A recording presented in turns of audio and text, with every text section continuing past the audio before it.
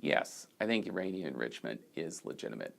Of course, in any country, enriching uranium poses proliferation risks. It's the quintessential dual-use technology. Uranium can be enriched to fuel power reactors, to fuel research reactors that produce medical isotopes for cancer patients, but it can also be enriched to the higher levels of concentration needed for weapons-grade fissile material used in atomic bombs. Nevertheless, Iran has a sovereign right to enrich uranium if it chooses to do so.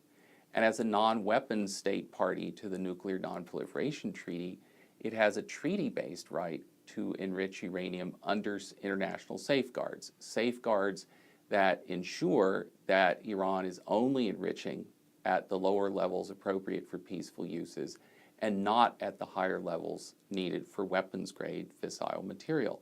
And that's exactly what Iran is doing today.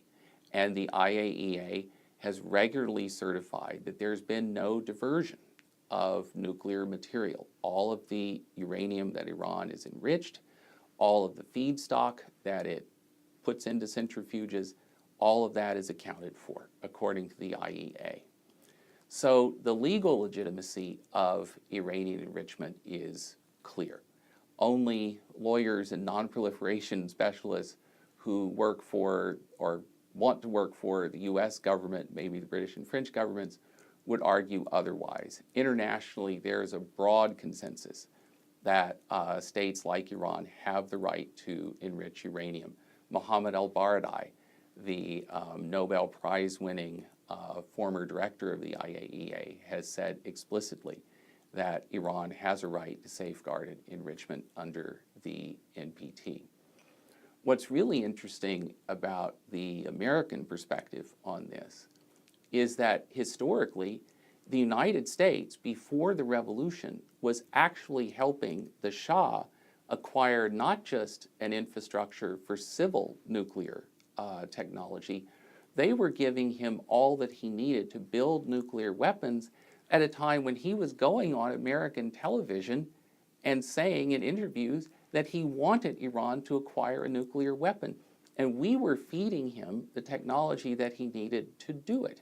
If the revolution had not happened, Iran would have become a nuclear weapons state. But after the revolution and the creation of the Islamic Republic, it's the Islamic Republic that dismantled the weapons-related portions of the Shah's nuclear program. Just take this Tehran research reactor, which produces medical isotopes for cancer patients today. We gave that reactor to the Shah, and when we gave it to him, it operated on fuel enriched to weapons-grade levels, but we gave it to him anyway. After the revolution, the Islamic Republic paid to have that reactor reconfigured to run on fuel enriched only to just below 20%, greatly reducing the proliferation risks associated with that facility. And both the U.S. and Israeli intelligence agencies have been saying for years that Iran is not enriching uranium to build nuclear weapons. Historically, groundbreakingly, the U.S. intelligence agency said publicly in 2007 in a publicly released document that Iran is not enriching uranium to make nuclear weapons. The issue, the problem here gets to what Americans think about the Islamic Republic as an entity, as a political order. And herein lies the problem. Last year, Prime Minister Netanyahu came to Washington for one of his annual visits to the pro-Israel community, AIPAC's annual conference. And in front of an auditorium of 10,000 people, he said the Iranians are saying that they want to enrich uranium for medical purposes, for scientific and other energy purposes.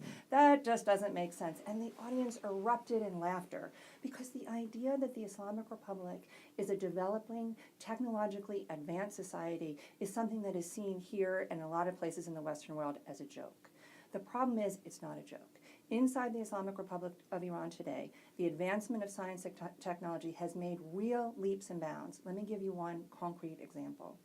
In 1978, on the eve of the revolution in Iran, Iranian researchers had published 700 articles in internationally recognized, refereed scientific and technological journals. 700, which is a large number.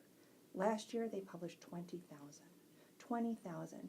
If you look at all of the indicia of technological advancement and growth, Iran, the Islamic Republic, is actually the fastest country of producing technological and scientific growth of any country in the world. They are in the top 10 or 20 countries for every scientific field, from computer science to mathematics to nanotechnology and biotechnology. They are using their nuclear program for energy, for medical purposes, and for other scientific purposes. It's a huge industry and has given Iran a real base in scientific and technological industry. But as Flint said, of course, there's always going to be the question, because we don't like the Islamic Republic, that they must be using it for nefarious purposes.